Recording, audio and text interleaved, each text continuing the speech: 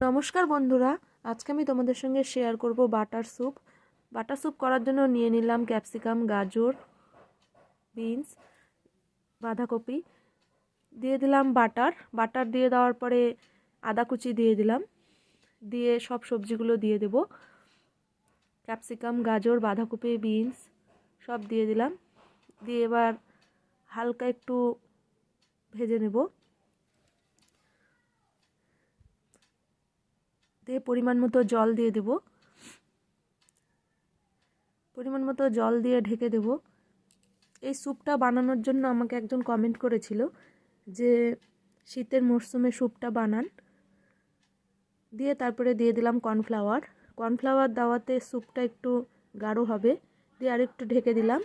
ঢেকে দেওয়ার পরে দিয়ে দেব গোলমরিচ গুঁড়ো, আর দিয়ে দেব সয়া সস দিয়ে দিলাম।